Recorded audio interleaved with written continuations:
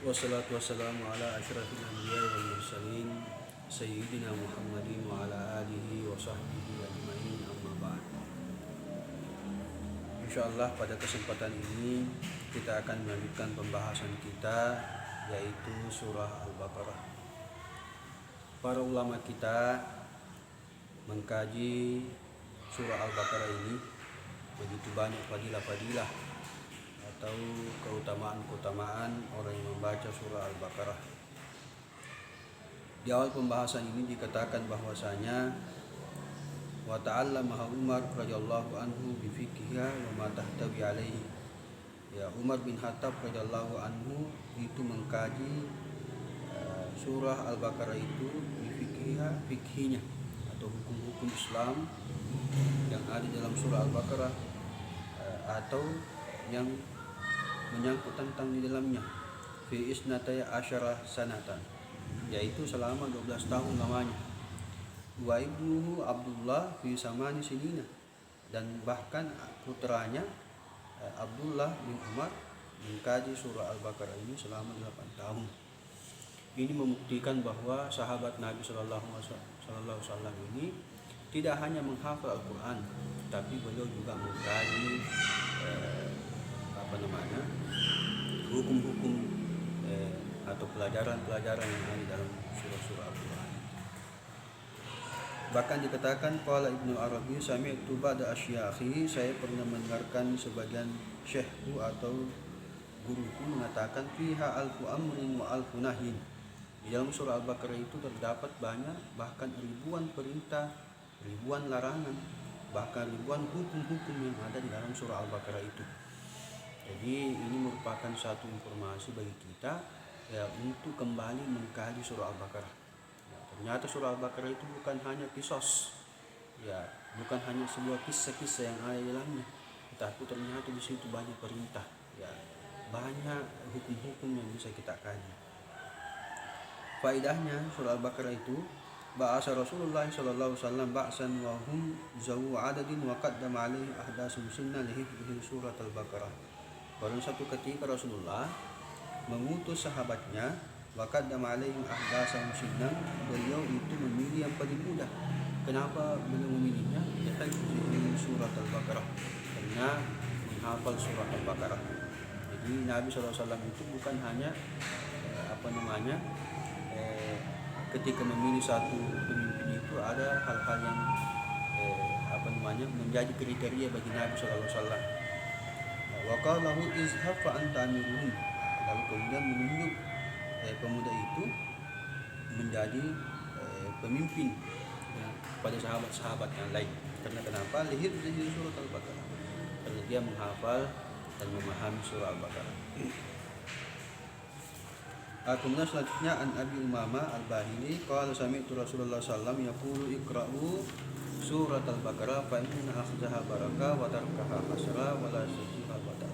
Bacalah kalian surah Al-Baqarah, karena orang yang membaca surah Al-Baqarah atau yang mengambil faedah surah Al-Baqarah itu ada barakah, ada keberkahan di dalam surah Al-Baqarah.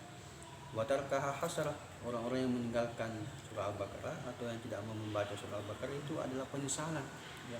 Wa la yastati'uha al-batala, dan tidak bisa ditembus oleh tukang-tukang sihir. Ya, jadi ini merupakan fadilah surah Al-Baqarah itu tidak bisa ditembus oleh sihir. Ya, orang-orang yang ingin berbuat jahat kepada kita, ya, dengan sihir dan sebagainya, ya, maka kita harus banyak-banyak membaca surah Al-Baqarah. An Abi Hurairah radhiyallahu anhu anna Rasulullah qala la taj'alu buyutakum maqabir, janganlah kalian menjadikan rumah-rumah kalian itu seperti kuburan.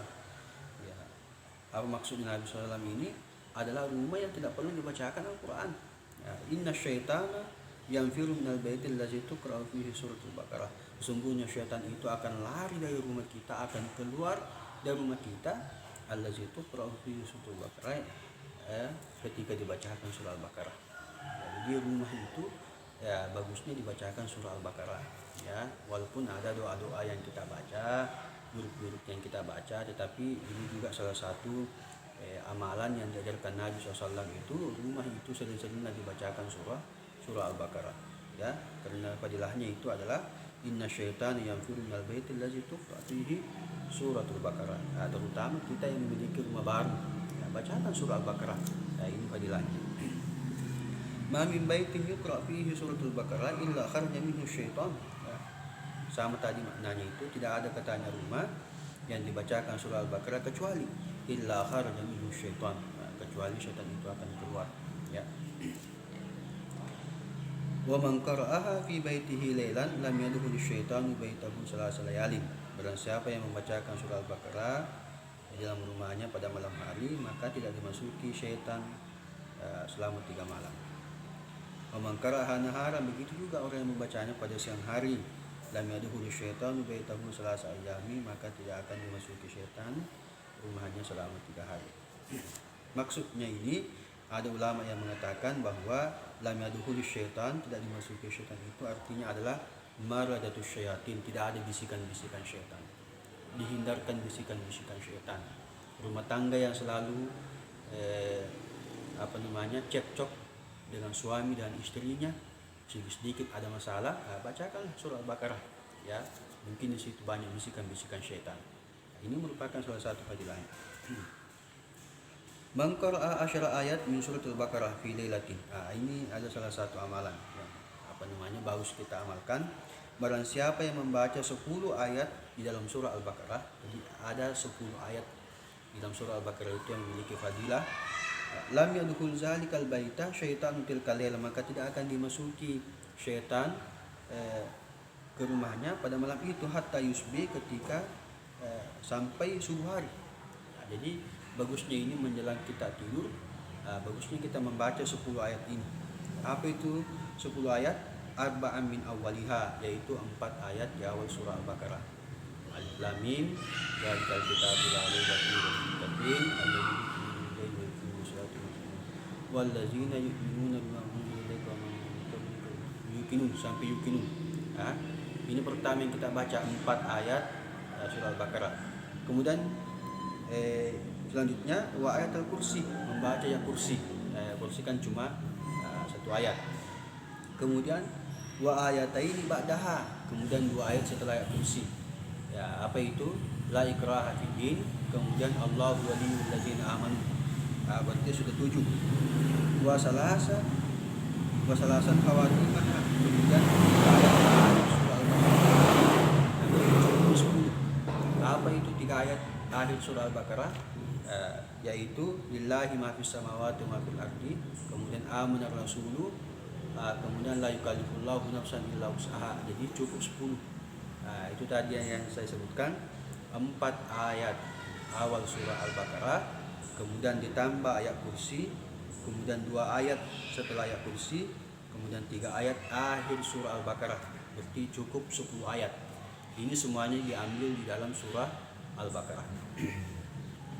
Maka fadilahnya itu adalah lam yadkhul zalikal bait syaitan tilkal laila, maka tidak akan dimasuki syaitan rumah kita pada malam itu hatta yusbih, hingga subuh hari, ya.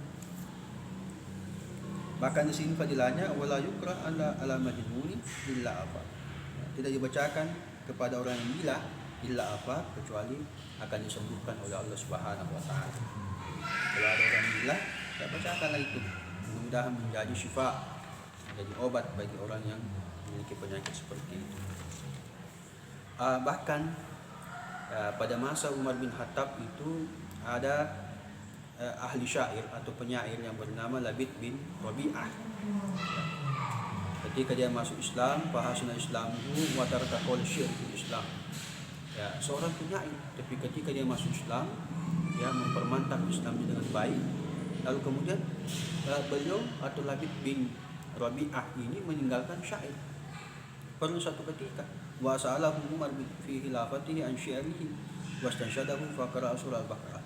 Umar bin Khattab memintanya untuk membacakan syair. Lalu kemudian bukan syair yang dibaca, tetapi Labid bin Rabi'ah ini malah membaca surah Al-Baqarah. Ya, dia tidak membaca syair pada waktu itu, tapi membaca surah Al-Baqarah. Faqala inna ma sa'atuka an syairika. Maka Umar mengatakan, saya memintamu untuk membaca syair. Kenapa membaca surah Al-Baqarah? dia mengatakan ma kuntu la aqulu baita min asy-syi'ri ba'da iz 'allamani Allah Al-Baqarah wa Al-Imran. Saya tidak pernah lagi membaca satu bait pun dari syair setelah Allah Subhanahu wa taala mengajarkanku surah Al-Baqarah dan surah Al-Imran. Ini membuat takjub Umar bin Khattab radhiyallahu an. Lalu kemudian Umar bin Khattab memberikan dinar atau dirham beribu, bahkan ditambahkan 500 sesuai riwayat ini. Kemudian selanjutnya saya kira tadi itu hanya sebagai pengantar surah Al-Baqarah. Kita akan masuk ayat pertama. Auzubillahi minasyaitonirrajim. Bismillahirrahmanirrahim. Alif lam mim. Ini kita akan mengkaji ayat pertama, yaitu alif lam mim. Ikhtalafa ahli ta'wil bil hurufil lati fi awail surat. Berbeda pendapat ahli ta'wil atau ahli tafsir huruf-huruf yang diawali di awal surah, mulai alif lam mim, alif lam mim shad dan sebagainya, Wa jama'atu minal muhaddisin mengatakan hiya sirrullah fil Qur'an, walillahi fi kulli kitabin min kutubihi sirrun fa yamul mutasyabi allazi qallallahu ta'ala ilmihi. Dia mengatakan bahwa kelompok al-muhaddis mengatakan huruf-huruf itu alif lam mim itu merupakan rahasia Allah Subhanahu wa taala di dalam Al-Qur'an. Sehingga tidak ada yang mengetahui kecuali Allah Subhanahu wa taala. Dikatakan bahwa fahiya minal mutasyabi allazi qallallahu ta'ala ilmihi. Dia merupakan ayat mutasyabi yang Allah Subhanahu wa taala ketahui maknanya. Walakin yu'man biha, tetapi wajib kita mengimani. Bahkan dikatakan wa zakara Abu Lais as-Samarqandi an Umar wa Utsman wa bin Mas'ud annahum qalu al-huruful muqatta'ah min al-maktum allazi la yufassar. Dikatakan di sini bahwa huruf muqatta'ah itu adalah ayat yang tersembunyi maknanya, tersembunyi maknanya sehingga tidak ditafsirkan.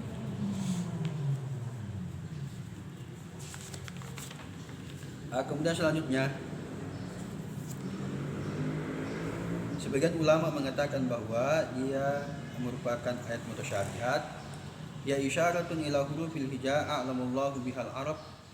Ini memberikan isyarat Allah Subhanahu wa taala menyampaikan kepada orang-orang Arab hina tahaddahum bil Qur'ani annahum ikhtalafu min hurufihi allati minha bina'u kalamihim.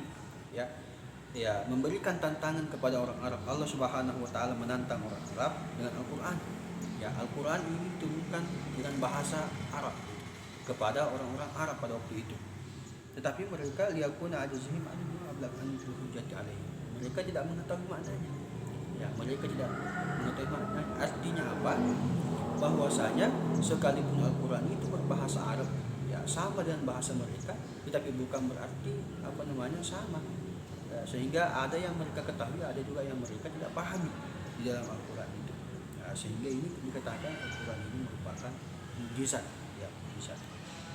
Ada juga yang mengatakan kalau putruk kanu yang firuna inda istimal Quran. Orang-orang Arab pada waktu itu ketika dibacakan Al-Quran atau ketika mendengar Al-Quran, mereka menjauh. Mereka itu menganggap Al-Quran itu biasa-biasa saja. Dibacakan misalnya inna atainakal kautsar fasholli lirabbika wanhar. Biasa bagi mereka.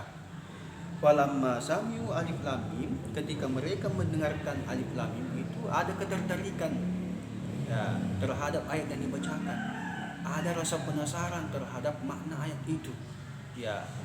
Jadi ini merupakan salah satu hikmahnya Allah Subhanahu wa taala membuka surah dengan huruf-huruf muqatta'ah. Yasin, alif lam mim shad.